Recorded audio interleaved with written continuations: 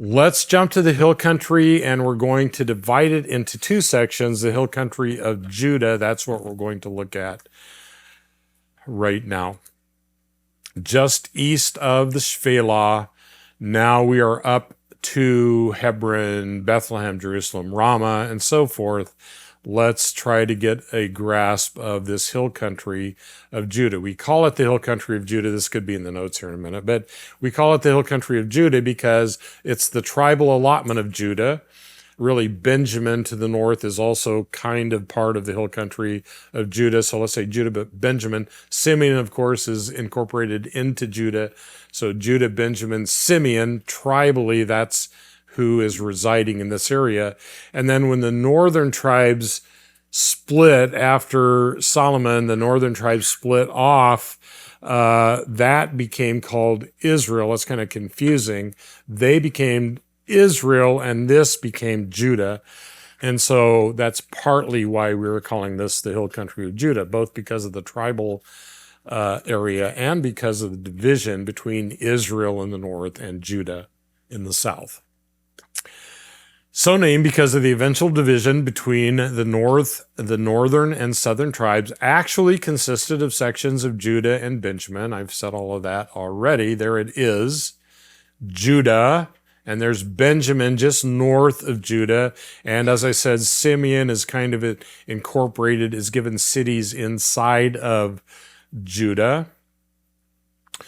Approximately 40 miles north-south from like Hebron in the south up toward, let's say, Mizpah in the north, and about 15 miles wide from the Shephelah on one side to the Jordan Rift on the east side. The terrain is very, very, very rugged. It's characterized by a spine-like watershed ridge. You've heard me say that a million times already. The watershed ridge, about 2,000 to 3,000 feet in elevation, that runs north and south, off of which are these east-west rib-like ridges and deep V-shaped water-cut valleys. So you need to get that kind of picture in your head, and this is kind of my graphic illustration of that.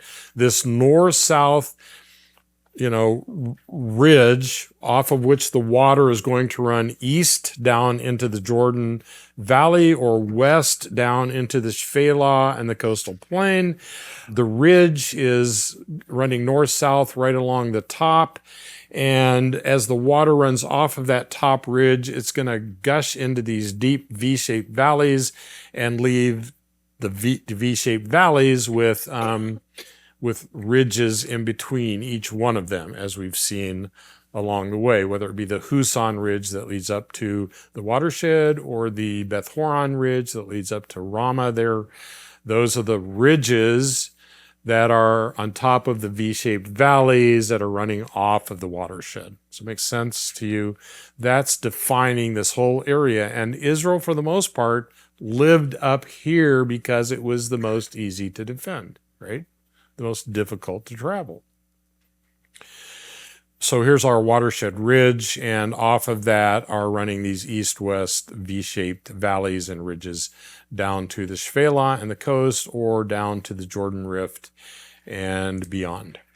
By the way, let me just back up since I'm looking at this and seeing this. Remember that as the moist air from the Mediterranean is blowing off of the Mediterranean up onto the coast and the Shephelah, it begins to go up the western side of this ridge. As it goes up in that elevation, the water is going to condense because it's cooling off. It's going to fall as moisture as rain, and it's going to kind of wring out all of the water in those clouds so that when it gets to the eastern side, there's no more water to be had. Think of the Rocky Mountains. Think of the western slopes of the Rocky Mountains toward the Pacific, and they're green and covered with trees.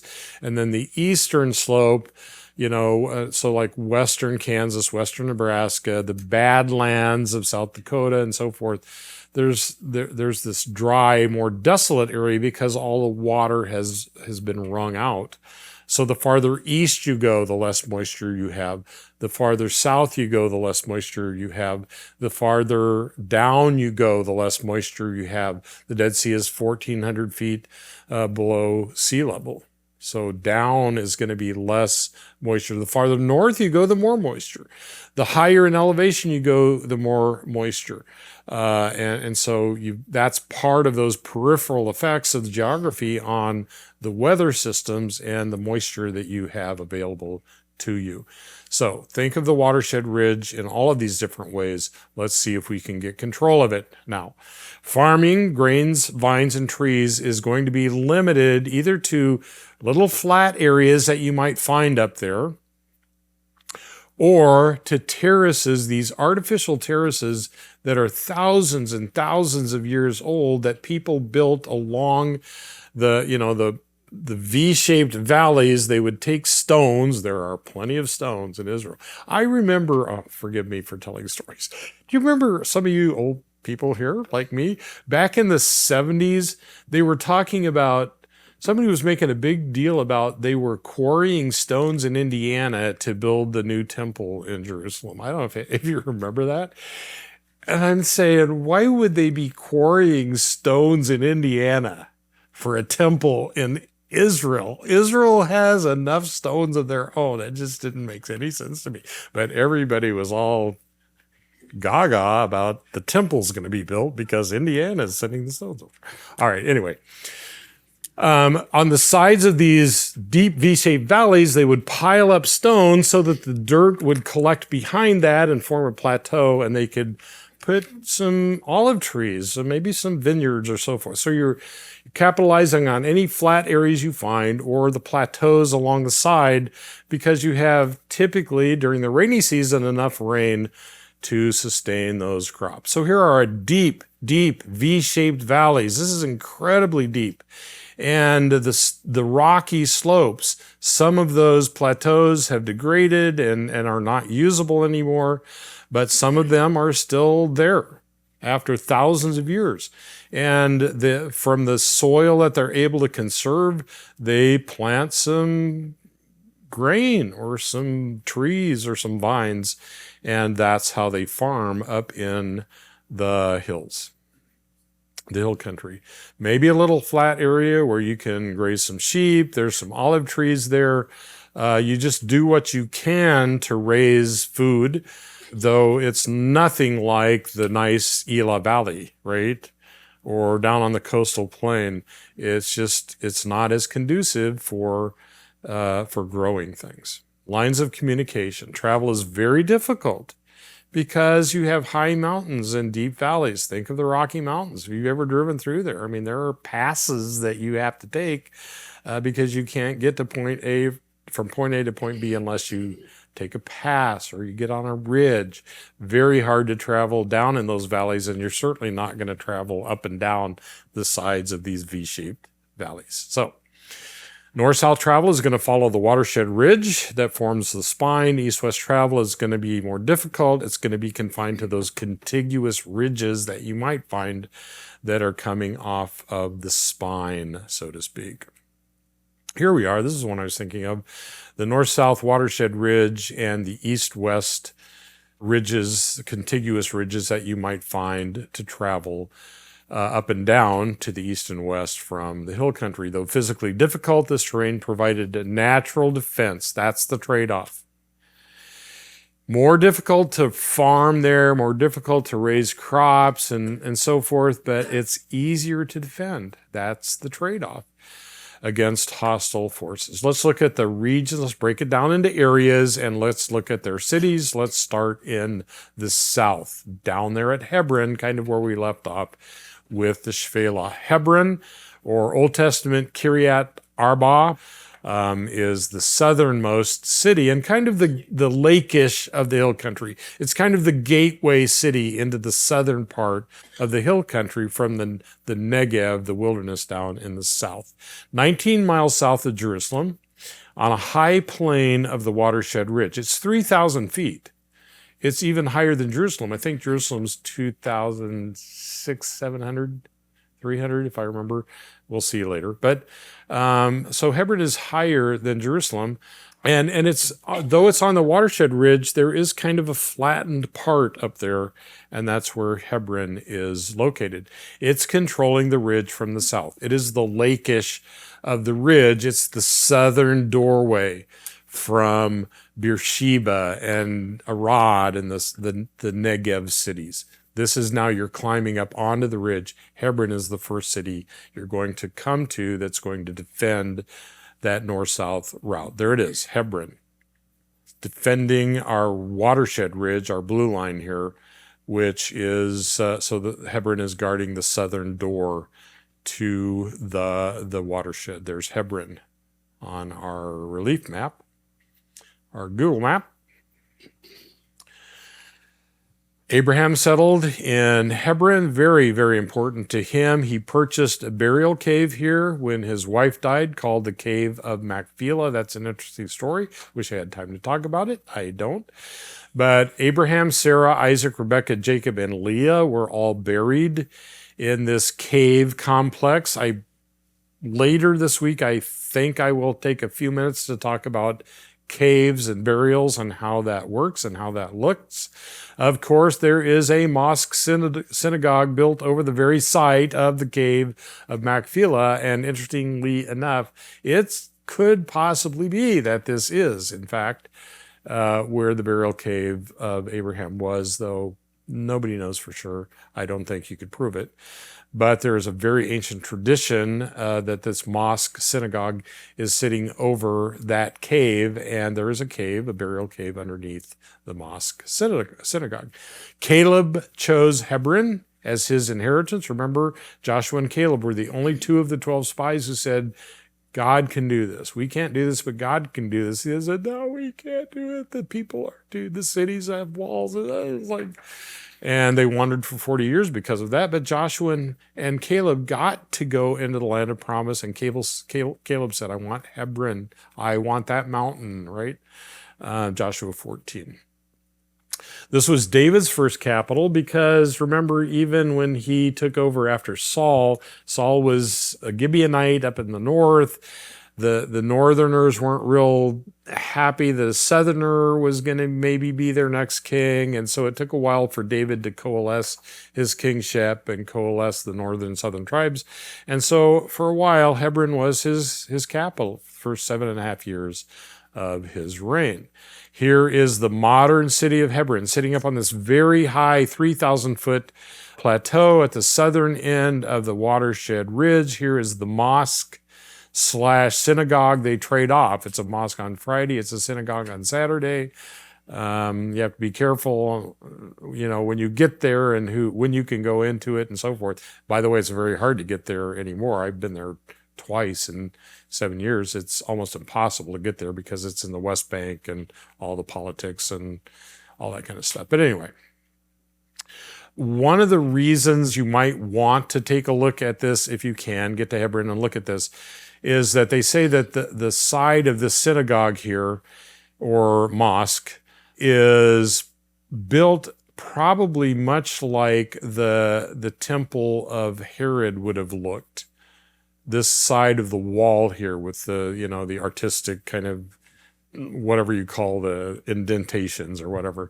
There's some suggestion that this could have been the way that Herod's temple could have looked in Jerusalem. Very beautiful inside, incredibly ornate and so forth.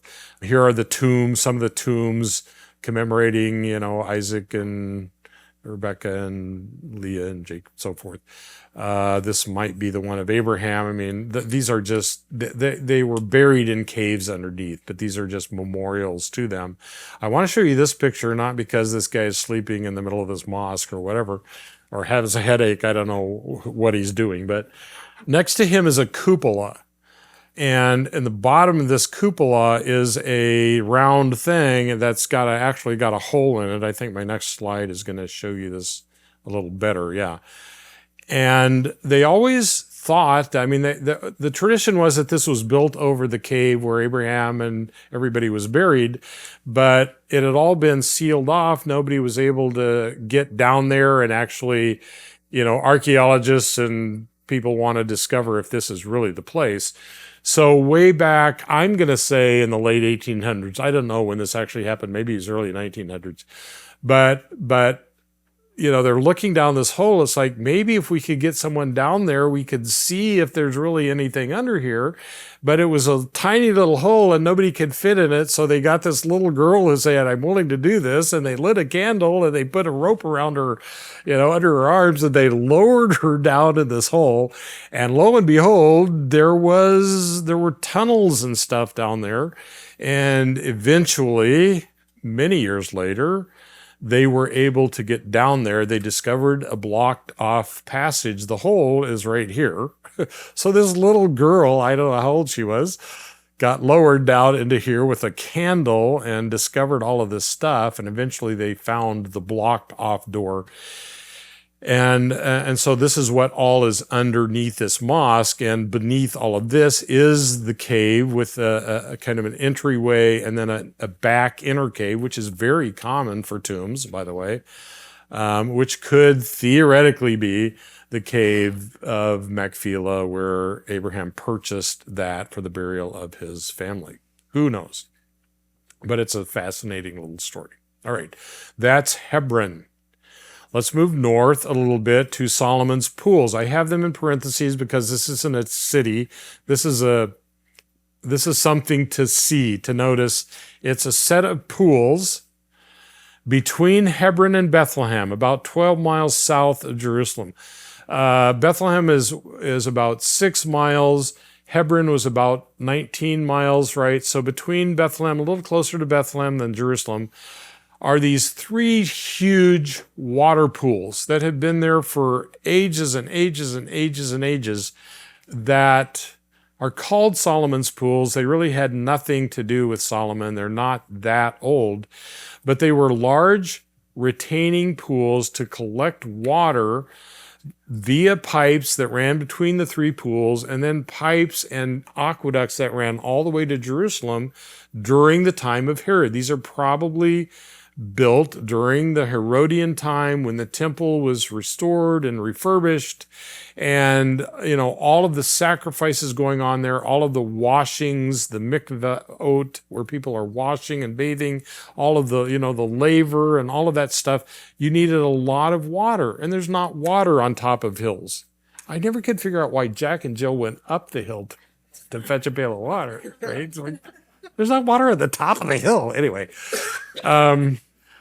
so in order to get water to Jerusalem for the temple, they built these huge pools that would collect runoff from the hills around about. It would all drain into these pools. And much like at Caesarea, where they had that aqueduct that came all the way from Mount Carmel, they built pipes and aqueducts that ran downhill all the way to Jerusalem. Remember, Hebron's what? 3,000, Jerusalem's 2,500, running down to Jerusalem and into the temple area so that they would have enough water for their sacrifices and their washings and all of that kind of stuff.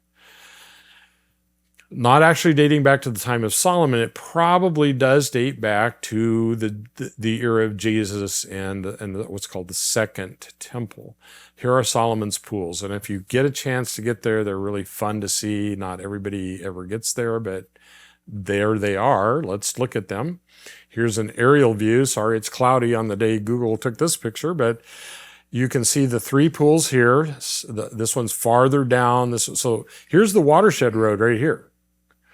And these pools are built kind of down so that all the water is running off these hills around and into them. The lower one here has water. It's going to have water more than the upper ones because it's the lowest, of course. But in the rainy season, they would all fill up, and somehow they engineered it so this water would run to Jerusalem. Solomon's pools, 3 of them.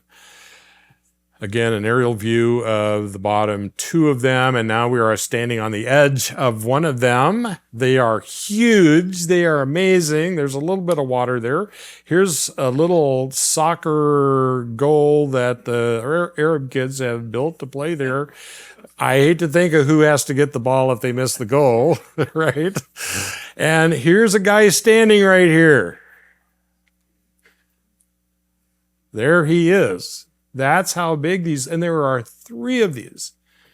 That's how much water they needed in Jerusalem to bathe and to wash and to clean up the blood and so forth. And there are pipes and aqueducts that lead all the way to Jerusalem back in the days of Herod and of Jesus.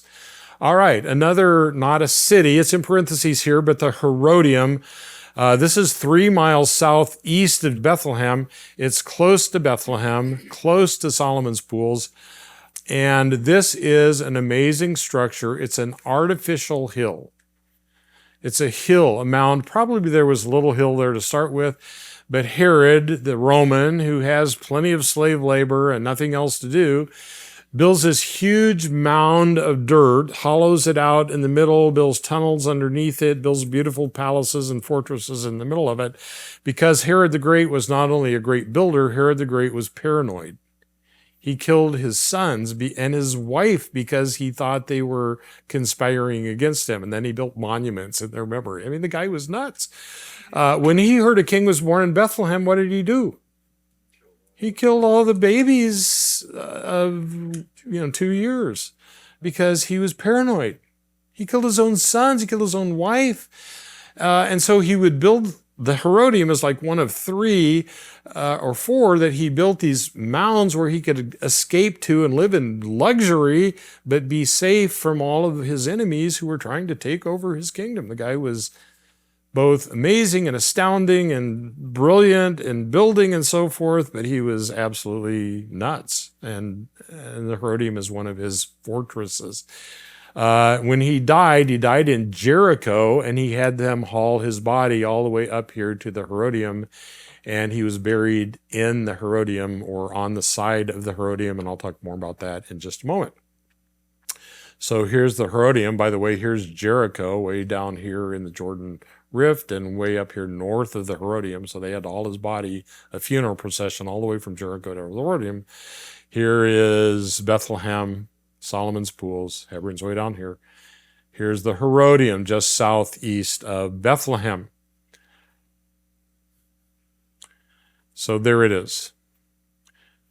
Southeast of Bethlehem, near Tekoa, we'll talk about in a moment, close to Solomon's Pools. Let's look at the Herodium. There's an aerial view. It looks like a volcano, right? This artificial hill hollowed out in the middle with all kinds of monumental, palace stuff down here at the bottom as well. It's an interesting place to look at. By the way, don't just look at that, look around. We're looking toward the east, and notice east of the Watershed Ridge is this horrible, dry, almost wilderness kind of area, which we'll talk about in a minute. Here's the Herodium from the air. This is a mock-up of the palace area and so forth up in the top of it. Here's the way it looks when you stand at the bottom. They discovered a large pool with some kind of a little island thing in the middle. Remember that picture because we're going to see a similar thing in Jericho at his palace. Apparently he liked big pools with islands in the middle. And let's park our bus and climb up the hill and go down into the Herodium. And again, you're going to see a lot of ruins, but this was a beautiful palace area with hot rooms and cold rooms and bathrooms and steam rooms and, all kinds of things.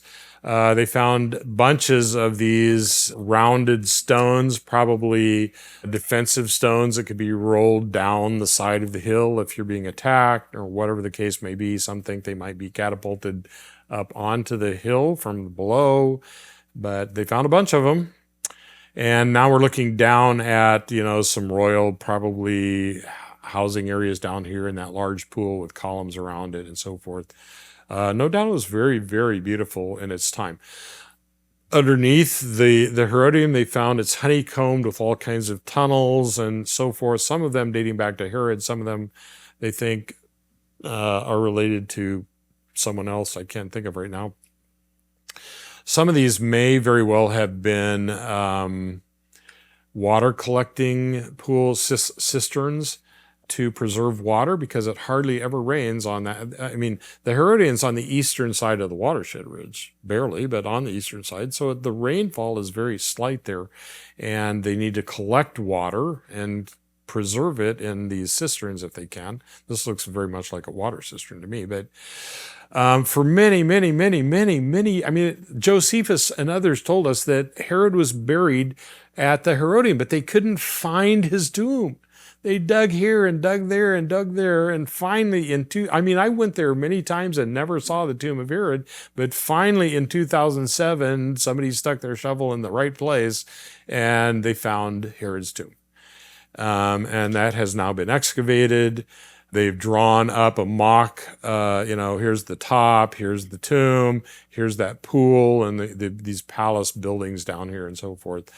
And here is the way it looked the last time I was there, and the last time I ever saw the excavations of Herod's tomb. Maybe this is more excavated now, I don't know. And the actual sarcophagus itself, I believe, is at the museum in Jerusalem.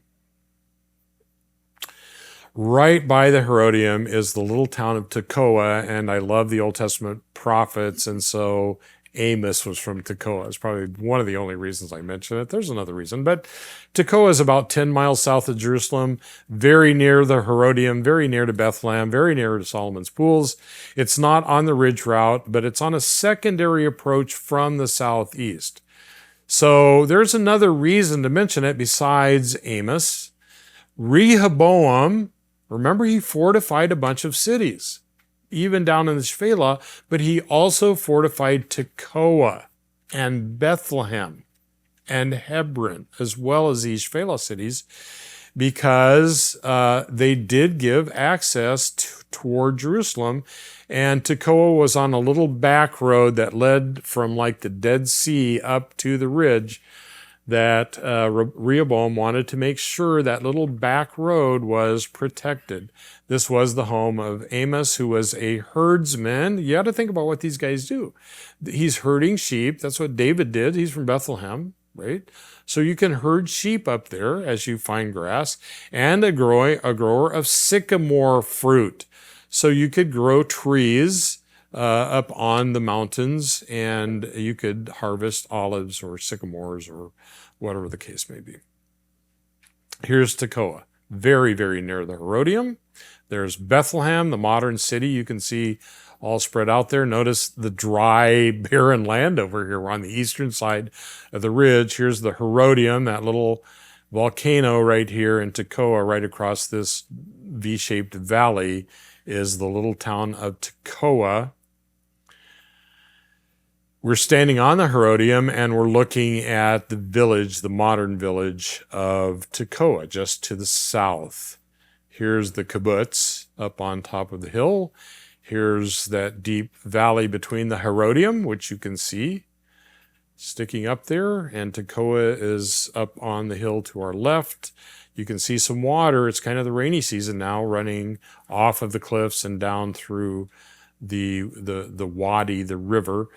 George Adam Smith in the 1800s traveled all over Israel on a donkey, wrote down everything he saw. It's a fascinating book to read, but here's what he said. East of Tekoa, down into the Jordan Rift, is a region described as 15 miles of chaos sinking to the Dead Sea. So again, think the Badlands. When you think the eastern side of the ridge route, this is desolate, desert-like. People have died trying to travel down in that area. The entire area between the Watershed Ridge and the Dead Sea in the Bible is called the wilderness, sometimes the wilderness of Judea, the wilderness of Judah, because it's very much like the wilderness in the south. It's dry, V-shaped valleys. One picture shows you all, it's just very desolate. And of course, David is going to be fleeing down in that neck of the woods from Saul. He knows that area because he grew up there. And it's part of where he's going to be fleeing when he's fleeing from Saul. So here is the wilderness of Judah and all that area east of the Watershed Ridge, especially down there around the Dead Sea. And once again, here's a picture of that very thing. Bethlehem is up on the ridge, but everything east of Bethlehem is going to be this, all the water from the clouds coming up from the Mediterranean have all been wrung out by the time they get to the east here. All right. We're near Tekoa. We're looking toward the east. There's the Dead Sea. Here are the plains of Moab, the country of Jordan today. Here's the Dead Sea, and here is this 15 miles of chaos sinking down to the Dead Sea. But David is hiding from Saul down in here. There are caves and all kinds of stuff. And we'll talk more about that later. Seen one picture of the wilderness. You've seen them all. Let's go to Bethlehem. Let's get back to our biblical cities. We all know Bethlehem. Bethlehem is 6 miles south of Jerusalem. It's on the ridge, as I said a moment ago. Rachel may have been buried near Bethlehem. There's a traditional burial site for Rachel. There's big debate about where Rachel is buried and which Bethlehem is being talked about. There are two alternate possibilities for the burial of Rachel. I'm not going to get into that debate or decide, I'm back and forth from each one. It really doesn't matter to me. If we don't know, why would I spend a lot of time worrying about it? But this is one of the traditional sites of the burial of Rachel. Remember, she died on the road as they were traveling. And so he buried her not in the caves of Machpela, but in near Bethlehem, whichever Bethlehem I was talking about. Bethlehem certainly was the home of Naomi, right? But there was a famine in the land. There was no rain. God was cursing the land. And so Naomi went with her husband and her sons over to Moab, the plains of Moab that we saw a moment ago. Way over to Moab where, there's plenty of rain and there's places to plant, and it's much like Bethlehem, but Bethlehem was dry and they were having a drought. So they lived over there. Her sons died. Her husband died, and now she's coming back home to Bethlehem. Ruth comes with her. And so Ruth marries Boaz. They have a child by the name of Jesse, and he has a son by the name of David. And so this becomes the birthplace of David. This is where David lived. And of course, the ultimate son of David, Jesus, is born in Bethlehem in Luke chapter 2. You know all of this. And there's Bethlehem. The little town of Bethlehem is not so little anymore.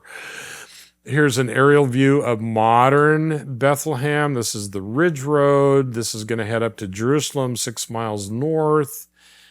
This is going to head down to Hebron, another, 14 miles south of Bethlehem. Here's Tekoa. Here's the Herodium. Let's look at the little town of Bethlehem, which is not so little anymore. It is fun to drive next to Bethlehem to find a little place where they're still grazing sheep. There may be some little Arab shepherd boys out there watching the sheep, looking across at Bethlehem, and to sit there and think of David herding sheep, to sit there and sing, to read some of the Psalms that David wrote, or sing some of the hymns of. I got to tell you one of my stories. I took a group there. Well, these are called the Shepherd's Fields. If you talk to your guide and you say, do we have time to go to the Shepherd's Fields and sit and look at the sheep and overlook Bethlehem and just kind of talk about David? And so I arranged that on one of our trips. It was a Sunday. My roommate was a pastor from Minneapolis area, a student of mine who graduated. His name was Floyd. And I said, hey, Floyd, it's Sunday. We're not going to be able to get to a church service. We're going to go to the Shepherd's Fields early in the morning, and we're going to read some Psalms, sing a few hymns about Bethlehem and David, and then would you take 10, 15 minutes and just challenge us from the Word of God. And so we stopped the bus, we got out, there's I mean, I couldn't have paid somebody. There's sheep. There's a little Arab boy sitting on a rock watching them. And we're sitting there and talking. And finally, it's his turn to get up. I shouldn't tell these stories. I don't have time. It's his turn to get up and preach. And he stands up and is just ready to open up his Bible. And we hear this beautiful music coming from over a hill next to us. We can't see anybody. But we hear this beautiful choir beginning to sing, "Oh, Little Town of Bethlehem," and all these hymns. And I said, "Floyd, sit down a minute. let's listen to it. I don't know what it is, but like I really couldn't have paid for that." And come to find out, there were 3 buses over there with the Mormon Tabernacle Choir filming a Christmas special overlooking Bethlehem. So I hate to say this, but I had a Baptist Sunday morning service with the Mormon Tabernacle Choir. It was amazing. We sat there for at least 15 or 20 minutes or more and listened to that and looked at Bethlehem. I mean, it was just an unforgettable experience. Anyway. Here is a manger. We think of these wooden things, with straw in them and so forth. Well, there's no wood up there that you really, not much. Mostly going to be fruit trees and stuff that you don't want to cut down. Mangers are carved out of rock. And the side of this is broken out, but they could put food or water in here for the sheep.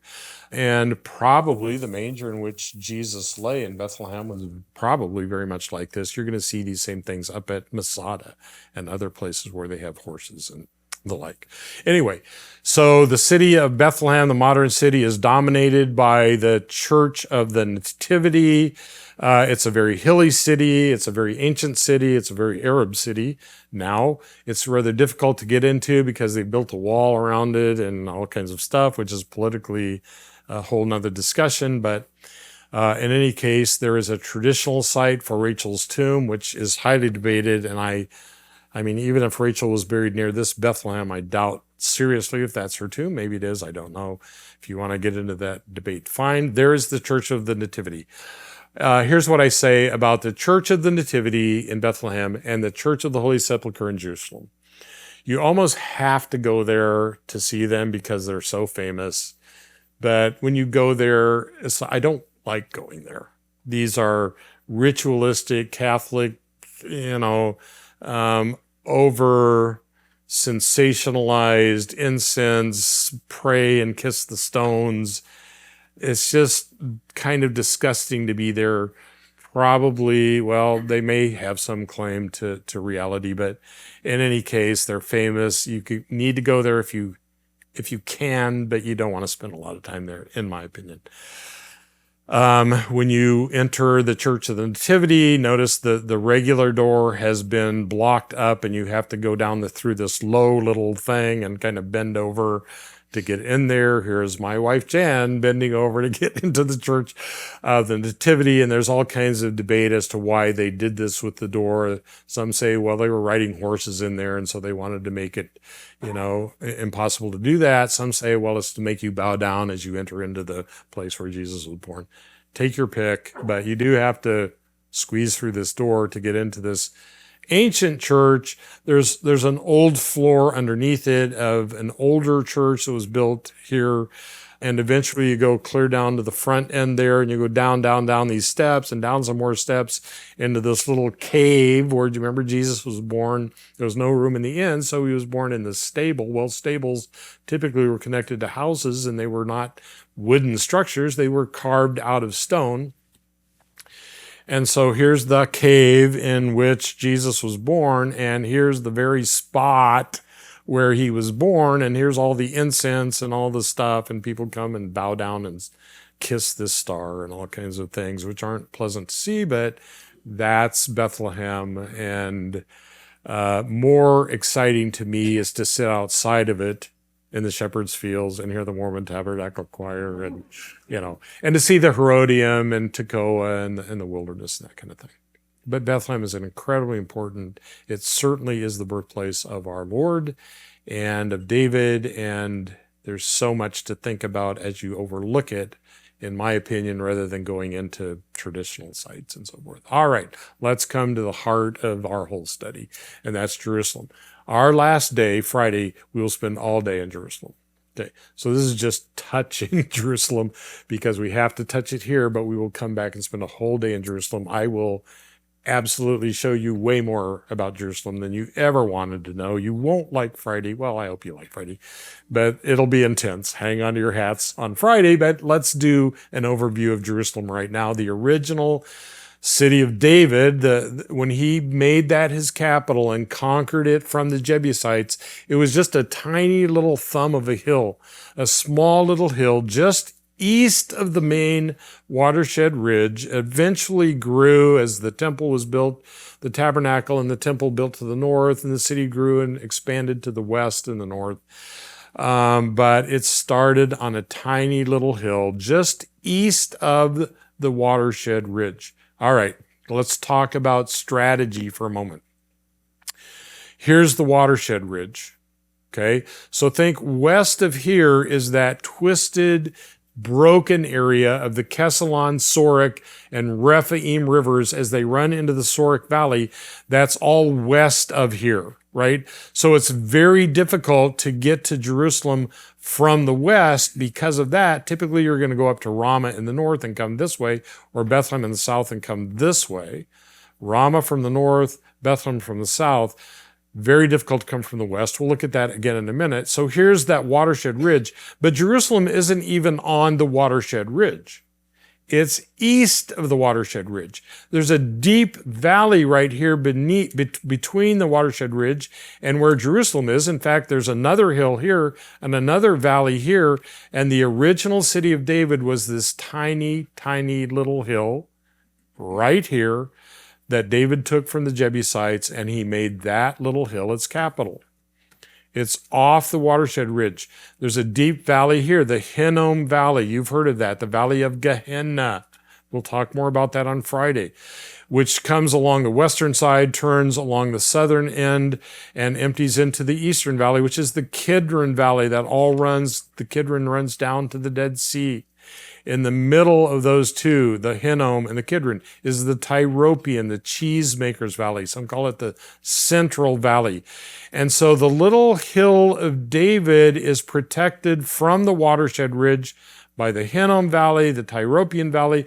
It's defended from the east. The Mount of Olives is over here to the east by the deep Kidron Valley. So Jerusalem isn't just protected by the Kesalon, Sorek, Rephaim mess over to the west. Even when you get to the Watershed Ridge, you've got to go through the Hinnom Valley or through the Kidron Valley or the Tyropian Valley to get to Jerusalem. It's very strategically placed where it can be more easily defended. Jerusalem was always attacked from the north, because there's nothing up here really protecting it, which is why they're going to build, notice, a wall here, a wall here, a wall here. Some say a fourth wall, because the north side was the most difficult to defend. Very, very strategically placed. Let's see if we can digest, at least give an overview of Jerusalem. It expanded from the city of David north to the Temple Mount. David bought a threshing field, brought the tabernacle there. Solomon eventually built a temple on top of the Temple Mount. The city then spread to the western hill as it grew, and people began to live over here. And when that got full, they started to move to the north and build farther to the north. This black line represents the current wall around ancient Jerusalem. The southern wall probably never existed in biblical times. The city actually was extended in biblical times all the way down to the Hinnom Valley here in the south. Anyway, let's talk about the east-west approaches a little more. I just mentioned them, but to approach Jerusalem directly from the east, the Jordan River and the Dead Sea area, Jericho, or from the west was very difficult. And that's strategically important. That's why God put Jerusalem there. This difficult approach provided a natural defense for the nation's capital. East is the Kidron Valley, the Mount of Olives, and the Judean wilderness, that chaos down to the Dead Sea. West is the Hinnom Valley, the Watershed Ridge, the Sorek, Kesalon, Rephaim, all of that. All of that's making it difficult to get to Jerusalem from the east and from the west. Here are the three valleys in Jerusalem, the Hinnom, the Kidron, and then the Tyropean running right in the middle. David's city began right here. Here's the Watershed Ridge. Maybe I have that marked. Yeah, there's the city of David. Here's the Watershed Ridge to the west, the Mount of Olives to the east, and the city then is really very defensible as it's kind of down in this valley between the watershed and the Mount of Olives on a little hill where David built his second capital, but the eternal capital of Israel. All right. Here's an aerial view of Jerusalem, the city of David. Would be on this little hill right here. Here's the southern wall that probably shouldn't be there.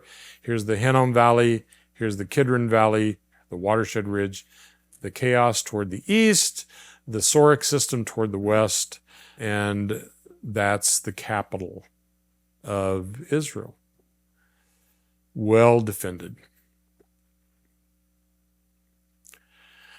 The western approach, we've already talked about the Sorek system here. Let's do this quickly. There's the city of David and Jerusalem, the Sorek system with the Rephaim, the Sorek, and the Kesalon running down, twisted because of the way that earthquake made everything convoluted to get up to Jerusalem. There are the cities that we just learned of in the Shephelah. You can get through the Ilon Valley to Ramah, from the Elah Valley to Bethlehem, but you run into this twisted mess here, which does not allow you to get to Jerusalem very easily from the west. Typically, you're going to get onto the transverse route and head either up to Ilon or Elah anyway,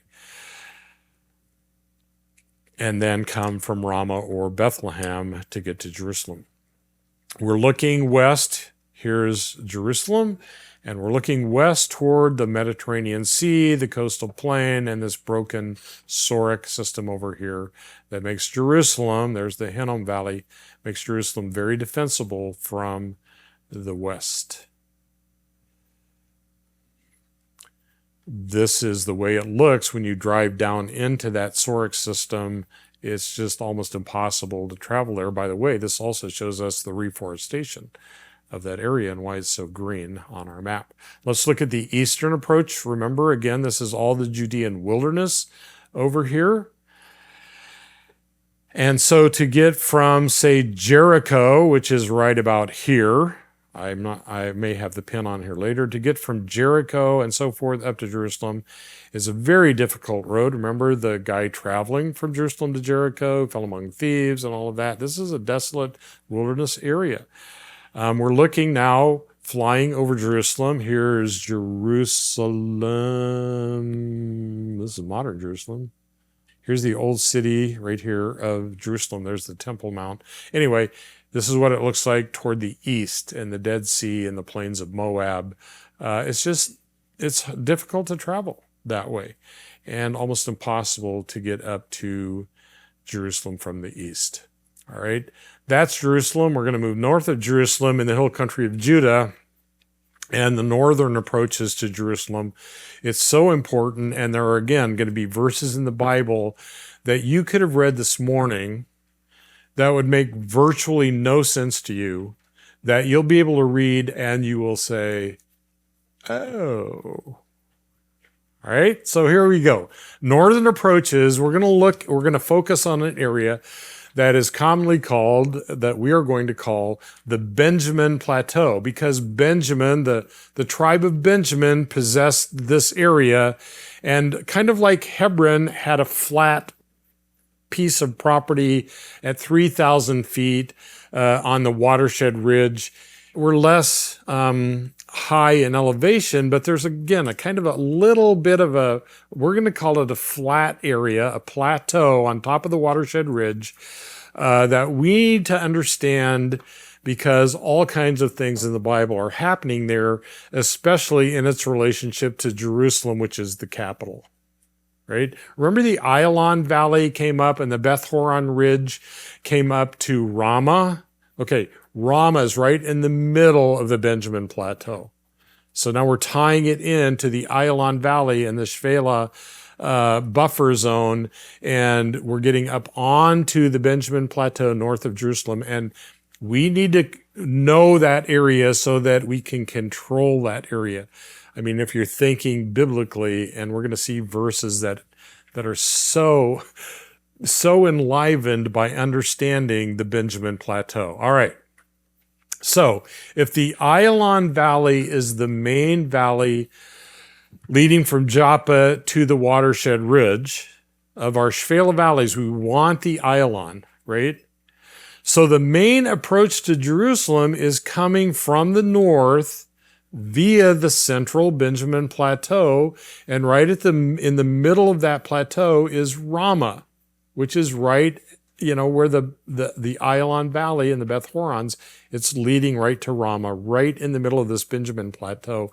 We want to control that plateau. Various cities did control the plateau from each direction of the compass.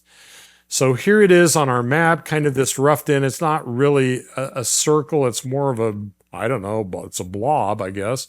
Now that I look at it, it almost looks like the helmet of Darth Vader or something, but forgive me for that. But we're going to call this kind of circular area here the Benjamin Plateau, and we're going to look at all of these cities that encircle it. I've drawn for you a kind of simplified diagram of the Benjamin Plateau.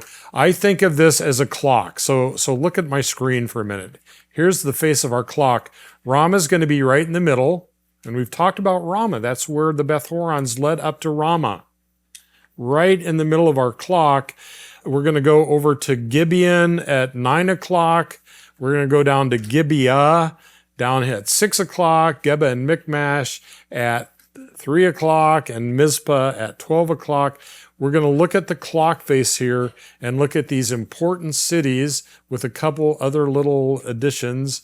This is where we're headed in the next hour. So hang in there with me. I promise you, when we get to the end of this discussion, I don't want to overbuild this, but I think you'll be amazed by the texts that we read because we understand the geography. All right, here we go. Here's our aerial view, our satellite view of the Benjamin Plateau. It doesn't look terribly flat, right, to us, but it is kind of a flattened area. In fact, there is one notable thing that you see on this satellite view that's modern, and it's kind of northwest of Ramah. I'm giving you hints. I'm asking, what do you see there? You see this strip right there? That's what? That's an airfield. That's the Jerusalem airport. I mean, this is a tiny little, because they found what? A flat area where they could build. I mean, they were landing planes on there to sustain the Jews in Jerusalem during, I believe, even the 48 war, before there was an airport. They found a flat place where they could land some planes to get food up there to those starving Jews in Jerusalem. And then eventually they built an actual landing strip up there. It's not used for international travel, but there it is. This is a plateau, is the point I'm trying to make. And here are our cities, right? Ramah's in the middle, Gibeon at 9, Gibeah at 6, Geba Michmash at 3, Mizpah at noon. All right. Here come our roads. And that's why this is so important. We know this road here already because this is coming up from the Ayalon Valley, right? Gezer that Solomon got as a dowry. Ayalon protecting the eastern end of that valley, climbing up onto the contiguous Beth Horon Ridge. Here it comes. From the Beth Horons up to Ramah, and then south on the Watershed Ridge to Jerusalem. Obviously, the Watershed Ridge is going to continue north up to Mizpah, Bethel, and Shiloh. And there is another major road, not as major, but there's a way to get down to the east, down toward Jericho, via Geba and Michmash, and on through kind of the wilderness area down toward the Dead Sea, certainly the Jordan River, and near to Jericho or north of Jericho. Ramah is right in the middle of that. So here we go. Let's start with something that's not a city and not one of those towns I just mentioned. I have it in parentheses. It's called Nebi Samwil. Nebi is the word prophet. Samwil, of course, is Samuel, the prophet Samuel. There's a very high hill next to the Benjamin Plateau, a very high hill on which is a mosque / synagogue / church. It depends on who controls it when. And that is supposedly built over the traditional site of the prophet Samuel. He's buried supposedly underneath this church, synagogue, mosque. All right. I mention it for a few reasons. First of all, Samuel is not buried there. It's not where he lived. He actually was from Ramah. We'll talk about that. But it's very prominent. You can see it. You can even see it from Jerusalem. I'll show you that. It is a great place to visit if you can get there. And you walk in. The first time we ever took a group there, we walked in, and the little guy who sits there who wants to collect money to take you down to see Samuel's tomb, and he thinks he's going to make a mint because 40 people just walked off a bus and they came to see Samuel's tomb. And we're saying, no, we don't want to go downstairs of the tomb. We want to go up those stairs right there, up onto the roof. We want to go on the roof of this, because on the roof of Nebi Samwil, on this high hill, we can see Jerusalem, we can see the Benjamin Plateau, and we can get a feel for this incredibly strategic area north of Jerusalem that Jerusalem wants to protect because it protects Jerusalem, right? So we want to go to Nebi Samwil, and he's trying to get us to go to the basement, and we're trying to go to the roof, and it was very funny for a while there. Nebi Samwil is a church or mosque that sits on a high hill overlooking the Benjamin Plateau. It's the traditional mistaken site for the burial of the prophet Samuel, but it's an excellent location to overview the northern approaches of Jerusalem, which are very strategic to its protection. Because remember, everybody's going to attack Jerusalem from the north because it has no natural defenses on the north side. So there's Nebi Samwil on our map. It's kind of there at what? 6, 7, 8 o'clock. And we want to go there first. Here it is, Nebi Samwil, so that we can overlook the Benjamin Plateau. We are standing now, forgive me, but I got to show you this. We're standing on the Mount of Olives, east of Jerusalem. Here's the old city of Jerusalem. And of course, we're going to talk about that later. Here's the Kidron Valley, the eastern wall of Old Jerusalem. But I want you to look up here in the distance. Don't just look in front of your nose. And up on this high hill right here is Nebi Samwil. You can see it from the Mount of Olives. And you want to get up there so you can look at everything north of there and this place that is going to control everything coming in and out of and protect Jerusalem on the Benjamin Plateau. Here is an aerial view of Nebi Samwil. They've actually done some excavations around it. I'm not sure why. We want to get in there. We want to go up on the roof. And if we have time, we want to climb up the stairs and get up on the pinnacle of the temple. What do you call it? The steeple, the turret. There we go. And look around from up there. We are standing on Nebi Samwil, and now we are looking back at the Mount of Olives. We were just on the Mount of Olives, which is right here. Looking at Nebi Samwil, here's Jerusalem, modern Jerusalem, and now we can see the Mount of Olives from Nebi Samwil. But we want to turn around and look toward the north and get a view of the Benjamin Plateau. It's important to know the controlling cities of this strategic area. So let's get an idea of them, and at times we'll stand on Nebi Samwil so that we can look at them. Let's start with Ramah, right in the middle of the clock, right? It's where the hands join, so to speak. It's where all the roads come together. Ramah is 6 miles north of Jerusalem. just like Bethlehem is 6 miles south of Jerusalem. Remember, the Husan Ridge comes from Shelah up to Bethlehem. The Ayalon Valley comes up the Beth-horon Ridge to Ramah, both of which are 6 miles from Jerusalem. Jerusalem's tucked in that protected area in between them. But this is the chief city of the plateau because it sits right smack, as it were, in the middle. It's situated on a small rise overlooking the intersection of the north-south Watershed Ridge and the east-west international access routes coming up from Joppa and the coastal plain where the whole world is traveling. The Ayalon Valley, the Beth-horons, here sits Ramah right at the top of that intersection. The east-west international access route coming up from the coast via Shephelah and even from the Jordan Rift to the east, Geba and Michmash are controlling that road coming to Ramah from the east. So you can get to Ramah from the west, from the east, and the north-south ridge route also goes right through there. We want to control Ramah. We've got to control Ramah or we're in big trouble if we are Jerusalem and the king of Judah. There's Ramah and controlling that intersection.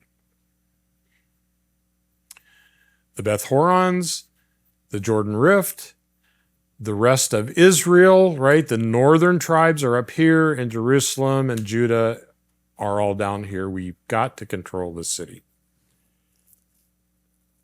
All right, let's look at Ramah. Here's an aerial view. There's that airport. Here's the modern city of Ramallah. It's an Arab city. The Tell of Ramah probably is buried by houses. I'm not sure that my pin is exactly where the Tell is because kind of like Gaza, I don't think they're really concerned about the history there. But I put it, I think, on almost the highest hill and probably the approximate location of the ancient city of Ramah. This road to the west is coming from Joppa and the coast via the Beth-horons, right? You're tracking with me, the Ayalon Valley. This is the Watershed Ridge heading up to Mizpah, Bethel, Shiloh, the northern tribes, and then a kind of a not as important road, but certainly an important road, is the one going down to the Jordan Rift, because if they can't come up from the Ayalon, then they're going to come up from the Jordan to try to attack Jerusalem. So we got to be sure we cover this eastern road as well down from the Jordan Rift, and Ramah sitting right at that intersection on the northeast corner, so to speak. We're on Nebi Samwil now. We're on the roof. And right in the cloud was perfect for whatever reason. In the shadow of this cloud is Ramah. That hill is where Ramah stood, controlling everything coming east, west, north, south onto the ridge. Here is an old aerial picture of the highest hill of the city. So the Tell probably is buried under these houses. This could have been perhaps here the ancient city of Ramah that's overlooking that intersection. Samuel was from Ramah. This is where he was born. This is where he died. This is where he was buried. So when you think of the whole Samuel story, right? His mother couldn't have a child. They went up to Shiloh, north on the ridge route, up to Shiloh, where the tabernacle was. And she's praying for a child and the whole Eli thing and all of that. This is Samuel's hometown. She comes back home. She has a child. She waits till she weans him. She takes him up and leaves him at the tabernacle. That all begins here at Ramah for Samuel 1, 2, and 7. Baasha, the king of Israel, when the tribes split. Baasha, king of Israel, the northern tribes, fortified Ramah against the Judean king Asa. And that's the account we're going to read a little later on. So hang on to that idea. 1 Kings 15. We'll spend a lot of time there. Well, we'll spend some significant time there as we get to the end of the hour. Let's go to Gibeon on the west side at 9 o'clock. Gibeon protected the Benjamin Plateau from the west. It overlooks the main road that comes from the coast, Joppa, via the Ayalon Valley and the Beth-horon Ridge. Right when you get up on the plateau, there sits Gibeon. The Gibeonites are the ones who tricked Joshua. The people from this city are the ones who pretended to be from a far place because they didn't want Israel to come from Jericho and Ai and defeat them. And by the way, when we look at the west, we will see that if you're going to get up to the ridge and, defeat all the Canaanites, you're going to have to come from Jericho up onto the ridge. You're going to have to defeat Jericho. The next city you hit is Ai. And guess what's at the top in that day was Gibeon. And they're sitting there hearing all the news. Oh, Jericho just fell to the Jews. Oh, Ai the Jews were defeated. Great, at Ai. So that's not a problem. Oh, wait, the Jews came back and now Ai has been defeated. Uh-oh. Who's next? We're next. Let's pretend to be from somewhere far away and let's go make a treaty. And that's this city, the Gibeonites. We'll talk more about that later. But here's Gibeon. It's at 9 o'clock on our clock, so to speak, and it's protecting the road from the west, the Island Valley, right when it's coming from the Beth Horons, and right when it gets up onto the ridge, Gibeon is protecting that road. All right? There she be. Here's Nebi Samwil. We're flying over it. Here's Nebi Samwil beneath us. Here's north of Nebi Samwil. There sits the hill, the tell of Gibeon. So the road from the Beth Horons is coming right up here and having to pass Gibeon before it gets to Ramah. There it comes. From Ilon, Joppa, Gezer, the Island Valley, from the Beth Horons on to Ramah, past Gibeon. You have to get past Gibeon to get to Ramah. We are standing on Nebi Samwil. There is the tell of Gibeon. Here's the tell of Gibeon, and the Gibeonites lived here. This is protecting the road coming up from the Beth Horons. There is a water pool there. There are other ruins that you can see. This water system, we'll talk about water systems later. But this pool, the pool of Gibeon, is mentioned in 2 Samuel 2 in the contest between Abner's men who were pro-Saul and Joab's men who were pro-David. This is the story where 12 guys grabbed each other by the hair. They took their swords in their right hand, and then somebody said, 1, 2, 3, go. And then they started, they had a contest, which is the stronger group. It's a weird way to fight, but it's one of the ways they did it. And that happened here at the pool of Gibeon, which is their water system, which, again, we'll talk about water systems later. We need to throw in a town here that isn't really on the Benjamin Plateau, but it's an important biblical city, so let me throw it in here. Kiriath-jearim is on a secondary, maybe even a tertiary, maybe even a fourth area, whatever. It's a very remote, difficult road that's coming up from the Sorek Valley to Gibeon. This is Kiriath-jearim. The reason I mention it is because the men of Bethshemesh, remember when they opened the ark? Remember, Bethshemesh is at the end of the Sorek Valley. The Sorek Valley is the one that leads right up to Jerusalem, except for that twisted mess. The men of Bethshemesh opened the ark, and a number of men were killed. There's debate on that number, but a bunch of men were killed. They didn't want the ark anymore, so they sent it up a back road in those twisted hills up to a little town halfway up toward the Benjamin Plateau called Kiriath-jearim, and it remained there for 20 years until David sent for it to bring it to the threshing floor of Araunah. And that's why I mentioned Kiriath-jearim. It's on this kind of back hill road leading from Bethshemesh. Here's the Sorek Valley, which leads right up to Jerusalem, but you can't get there because of this mess. So typically you're going to go up to Ilon or down to Elah. But there was a twisted back, difficult road up that still is going to lead you to the Benjamin Plateau, very near Ramah. And there's Kiriath-jearim, halfway up those hills, and that's where the ark ended up for some 20 years. But eventually you would still end up on the Benjamin Plateau and have to head down toward Jerusalem. In any case, that's Kiriath-jearim off here to our left, leading up to Gibeon on a back road. All right? Here is an aerial view with Beth-Shemesh. Here's the Ayalon Valley. Here's Gibeon and the Benjamin Plateau. There's that airport. And here's Kiriath-jearim. It's right in the middle of this twisted mess. But there was a road that wound around up there, and the ark eventually settled at Kiriath-jearim for 20 years until David brought it to Jerusalem.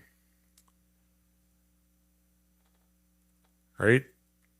Remember all of this, but Kiriath-jearim is going to allow us a back road up to the Benjamin Plateau. All right. Here's an aerial view of that twisted area, on top of which is Kiriath-jearim. Here is the hill on which is the church over the very spot where the Ark of the Covenant sat. I've never been up there, been near there. I've taken this picture from a kibbutz very near there that Ibex uses. In any case, that's Kiriath-jearim. All right, let's get back to our plateau. We've looked at Ramah in the middle, right? We've looked at Gibeon at 9 o'clock, protecting the Beth Horon. Let's go to 6 o'clock and look at Gibeah of Saul. It's called Gibeah of Saul because this is Saul's hometown. This is where he ruled. Saul ruled from Gibeah. That's his hometown. This is where he and Jonathan lived. It's where he ruled the tribes of Israel until he died and David became the king, moved the capital to Hebron and then eventually Jerusalem. It's 3 miles north of Jerusalem. So it's halfway between Ramah and Jerusalem. As you head from Ramah south, 6 o'clock on the Benjamin Plateau is Gibeah of Saul, halfway to Jerusalem. And it's protecting then the road between Ramah and Jerusalem. The men of Gibeah abused the Levite's concubine, initiating the Benjamite War, Judges 19. I wish I had time to talk about that. I don't. You may remember that story. Gibeah was the birthplace and the royal seat of Saul. It was here in Saul's palace that young David played his harp. It's here where Saul threw the spear at him. It's here where all of that stuff is happening between David and Saul and Jonathan and Saul's rule and David's, interference and all that kind of stuff is happening here at Gibeah. Today, there is an unfinished palace of Jordan's King Hussein on top of this hill. The construction was interrupted by the 6-day war.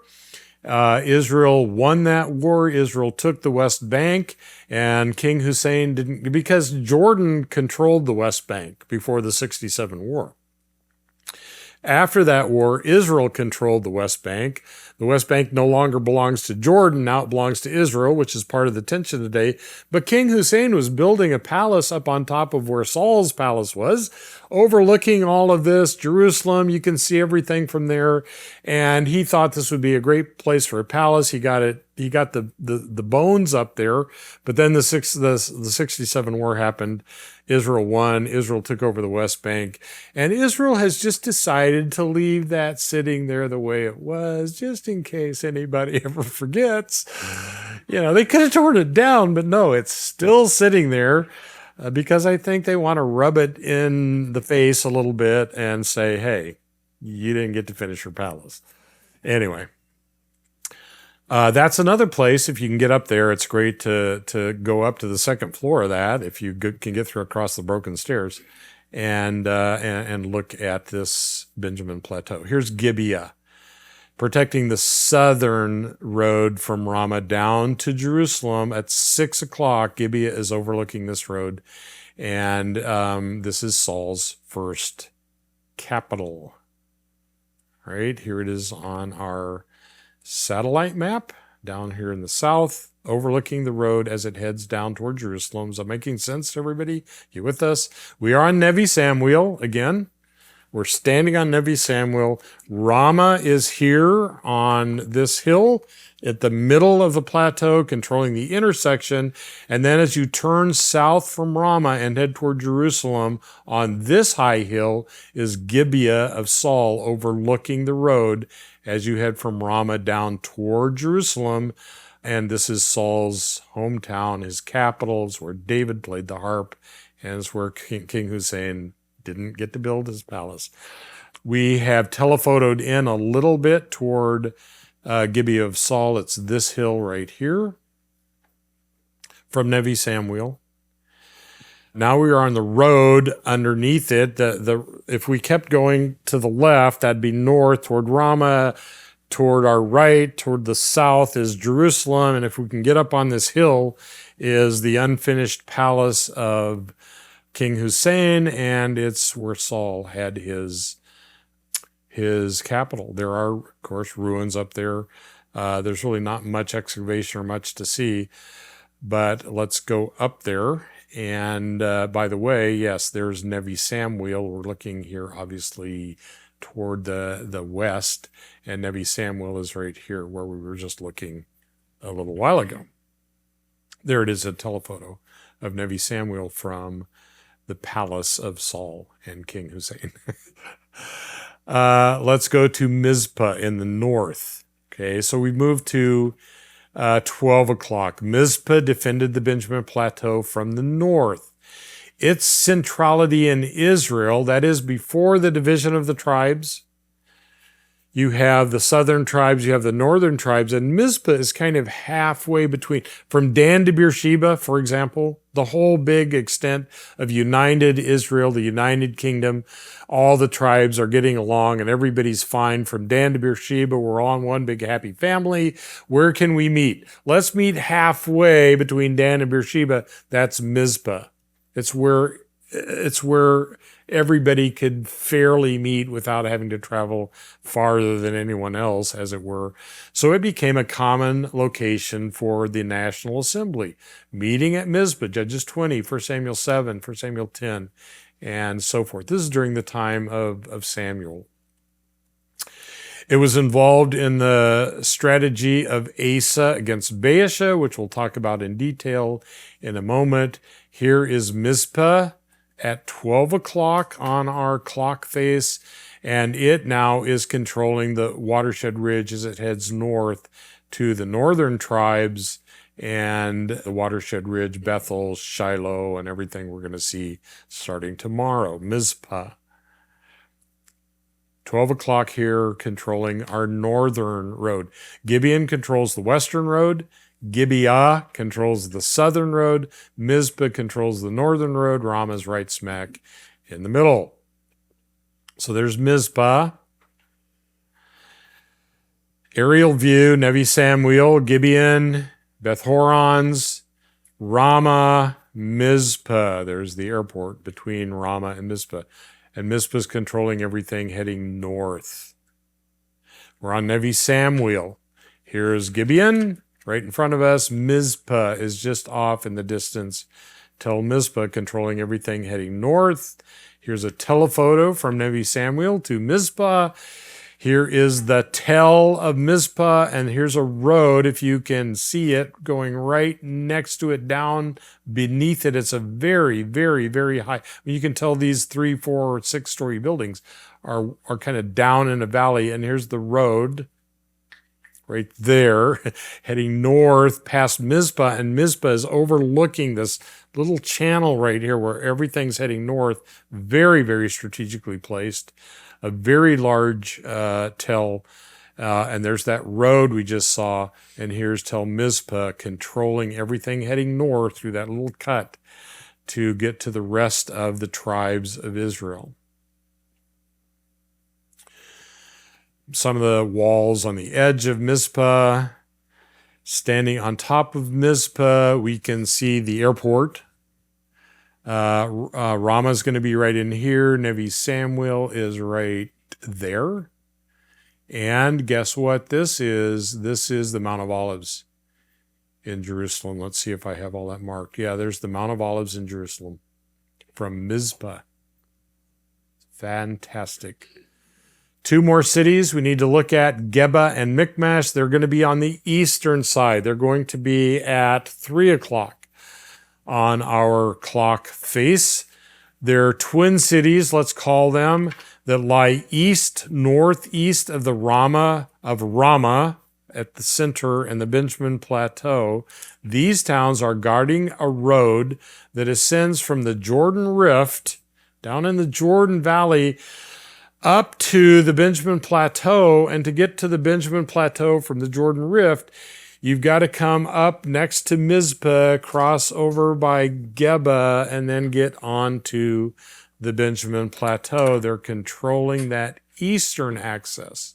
It's kind of a secondary road, but it's still important to guard because you don't want anyone sneaking up to attack Jerusalem from the north by coming along this road in the Jordan Rift, coming along this ridge up past Michmash, past Geba, and on to the Benjamin Plateau, and then south to Jerusalem. So Geba and Michmash on either side of the Wadi Kilt, and eventually the Wadi Shaban that runs into it, which runs down to Jericho.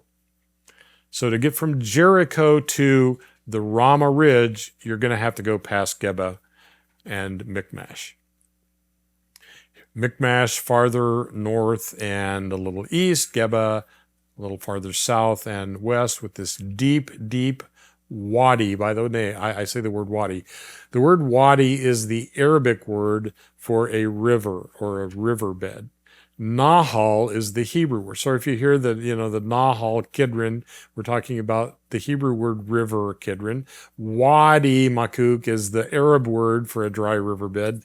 And all of these wadis, Nahals, have both Arab and Jewish names, so take your pick. But there's a very deep wadi, dry riverbed, that runs between Geba and Michmash, which is important in the Bible. That's why I mention it, and so we'll talk about it in a moment.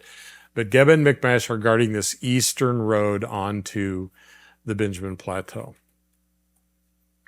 From the Jordan Rift, you've got to get around Geba and Michmash and Geba, in order to get there. These two towns sit on either side of a deep ravine cut by the Michmash River, the Wadi Sawinit, which runs into the Wadi Kilt. The deep bed of this ravine has a rise in it between Geba and Michmash, serving as a kind of natural bridge for the road to cross easily between the towns. So though between Geba and Michmash is this deep, deep valley, this deep valley has a little bit of a rise and then drops back down, and that little rise allows you to travel from Michmash to Geba, Geba to Michmash, and that little rise and that little natural bridge has a name in the Bible. I think it's named 4 or 5 times in the Bible. It is called the Pass. All right. It serves as a natural bridge for the road to cross between these two towns across this deep wadi. It's called the Pass. 1 Samuel 13, 5, verse 23, 14, 4, and Isaiah 10 all mention the Pass. Look them up later. We'll talk about some of those verses in just a moment. So here's Geba and Michmash. Here's the deep ravine between them, the little rise right here that allows you to cross the ravine from Michmash to Geba and on to Ramah and the Benjamin Plateau. Forgive me for being detailed here, but I'm going to read some scripture in a minute. This is going to help us. All right. This is a satellite view, kind of oblique. Here's that really deep ravine. I probably have all this labeled. There's Geba. There's Michmash. So the Benjamin Plateau is off here to the left, upper left of our picture. Geba and Michmash, Jericho down here. Here we come from Jericho, past Michmash, across this deep ravine, actually right here at a natural bridge called the Pass to Geba, and then on to Ramah and south to Jerusalem. The road from the Jordan Rift, the deep ravine, the pass, and the route. All right. Here's an aerial view showing the same thing. Michmash here, Geba here. The road from the Jordan Rift, the deep ravine, and the natural bridge. Actually, they've graded this and now built even a better, not a bridge, but a way to get across the ravine, the Wadi Swinnet, leading from Michmash to Geba and from Geba to the Benjamin Plateau. Again, forgive me for emphasizing this too much, but it's going to be important here in just a minute. This is a story that does pertain to this. I'd love to spend time here, but I can't. I want to get to some other stories. But Jonathan and his armor bearer climbed the steep cliffs of this deep ravine between Geba and Michmash. Remember, Jonathan and his armor bearer out one day. The Philistines are over by Michmash, and Saul's back at the palace in Gibeah, and Jonathan says, let's go find out what the Philistines are up to. And he says, if God is in this, we're going to climb down this ravine and up the other side. And I'm going to show you a picture of that in a minute. That was no small task.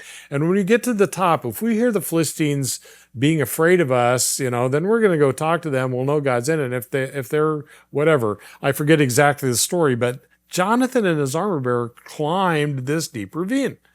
One day, Jonathan, son of Saul, said to the young man bearing his armor, come, let's go over to the Philistine outpost on the other side by Michmash. He didn't tell his father. Saul was staying in the outskirts of Gibeah of Saul, his palace.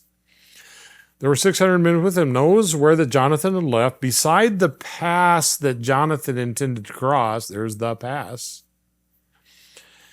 To reach the Philistine outpost was a cliff. One side was called Bozez, the other side Senna. So that deep ravine I showed you was well known. In fact, both of those scarps had names. People knew, oh, that's Senna, that's Bozez, is the two sides of that deep scar. One cliff stood to the north toward Michmash, the other to the south toward Geba. Jonathan said, come, let's go over to the outpost of the uncircumcised fellows, and maybe the Lord will act on our behalf. Nothing can hinder the Lord from saving, whether by many or by few. Here's the deep ravine.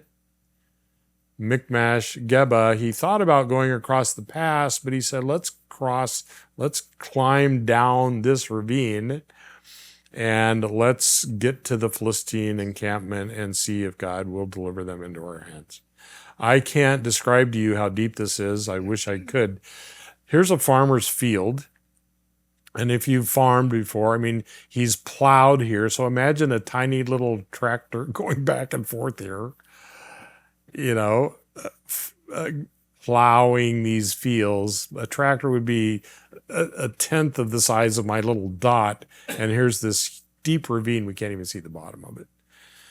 And Jonathan, his armor bearer, are climbing from one side to the other to discover what the Philistines are up to. Here's these fields, and here's this deep ravine. It's pretty amazing to stand there. Notice also the movements of the Assyrian army. Remember, the Assyrians did conquer the northern tribes. The Assyrians wanted to conquer Judah and Jerusalem. They never were able to. Eventually, the Babylonians did. But the Assyrians certainly, during the days of Hezekiah and thereabouts, attempted to conquer the southern tribes. To conquer the southern tribes, you have to conquer the Shephelah, and you have to conquer Jerusalem. All right? So the Assyrian army is coming to fight now against Jerusalem, and it's approaching from the Jordan Rift, not from the Shephelah and the Ayalon Valley. I can't remember. Let's say they already control the Shephelah. They're not worried about that anymore. Let's send our forces up on this back road past Michmash and Geba, and let's attack Jerusalem via the Jordan Rift and the Benjamin Plateau, and let's head in that way. This is Isaiah 10. We are going to attack Jerusalem from the Jordan Rift. Let me read Isaiah 10. They entered from the Jordan Rift. This is the Assyrian army, a huge contingent of Assyrian military soldiers entering from the Jordan Rift. They stored their supplies at Michmash. This is verse 28 of Isaiah 10. They enter and stored their supplies at Michmash. They crossed over the pass, and they say, we will camp overnight at Geba. Isaiah says, Ramah trembles, Gibeah of Saul flees. If I would have read that to you 10 minutes ago, an hour ago, yesterday, it would have made no sense. But listen to this. They enter from the Jordan Rift and store their supplies at Michmash. They cross over the pass. That's named 4 or 5 times in the Bible. They say, let's camp overnight at Geba. And here's the commentary. Ramah trembles. Why? Because once you're past Geba, you enter the Benjamin Plateau, and right in the middle is Ramah, and then they're going to turn south to go to Jerusalem. And what's next? Gibeah of Saul flees. Hey, the Assyrians are coming. We're out of here. That is just fascinating to me now when I read my Bible. I've had the great privilege of standing at those places. You have had the privilege, by God's grace. It's not about me, it's about Scripture, right? And geography. You're able to picture this now in a way that you could not before. Ramah trembles because it's next. They leave their stuff at Michmash. They cross the pass. They camp overnight at Geba, and Ramah trembles, and Gibeah of Saul flees. It's just so amazing to read that, in my opinion, once you know the playing field that God created in this region. There is another. This is even more fun to read. Another highly significant geographical strategic account that I have mentioned a couple times, but now let's dig into it. Geba and the cities of the Benjamin Plateau are involved in the conflict between Asa of Judah and Baasha of Israel. Okay, let's review for a minute. David was king. Solomon became king after him. The united tribes, everybody's happy. We're all one big happy family. Solomon dies. His son Rehoboam becomes king.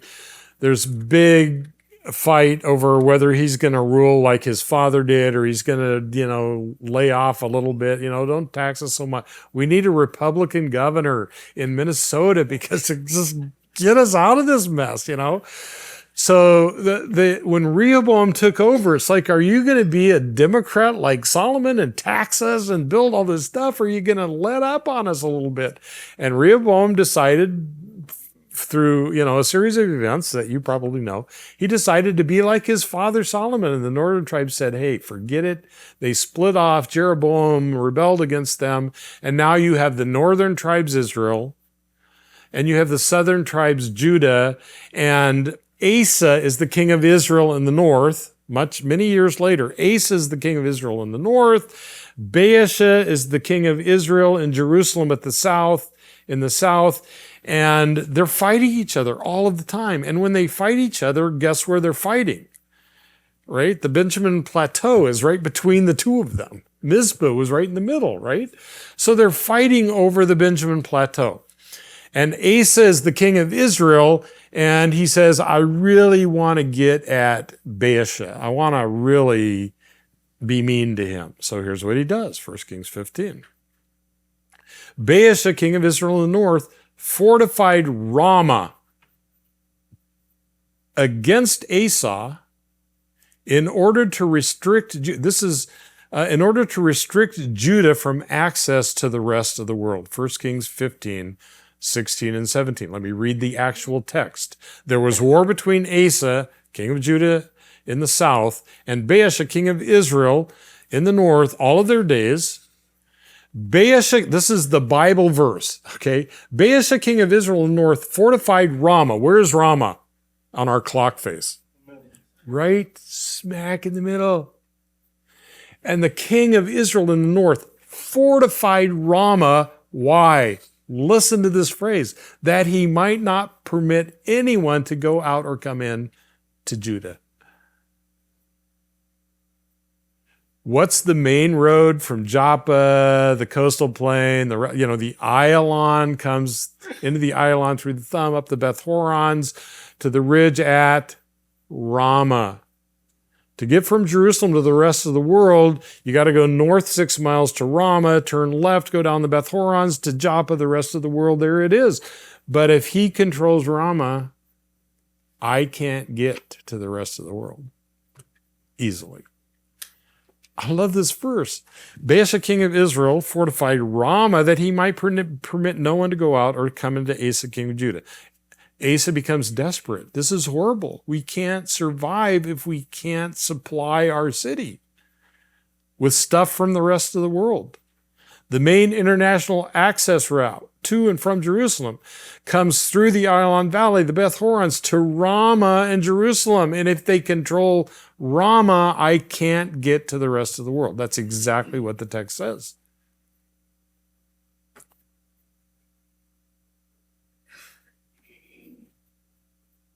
Asa, king of Judah, loves that intersection. He needs that intersection. That's how he gets to the rest of the world.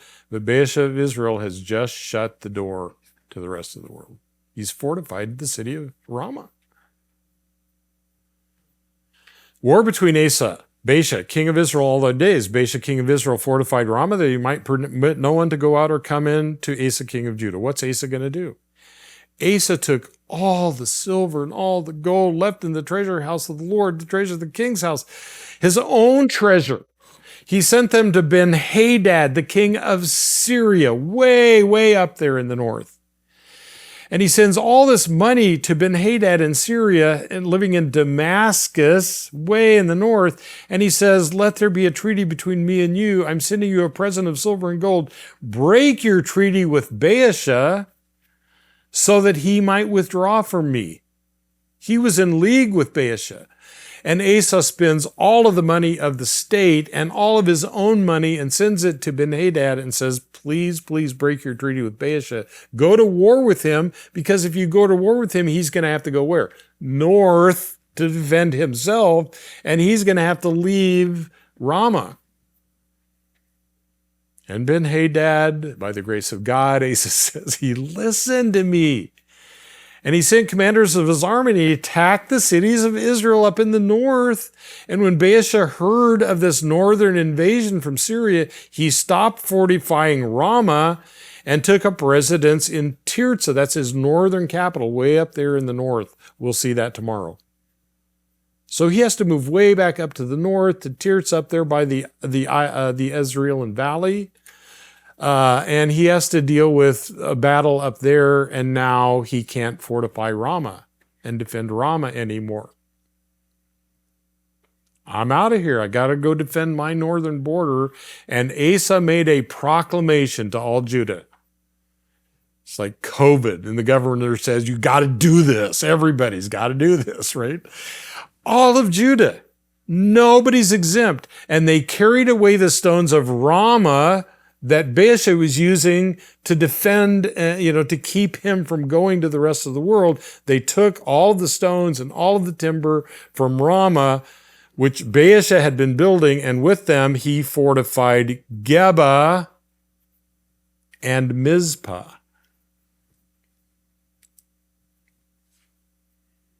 They took the stones from Ramah and built fortifications at Geba and Mizpah.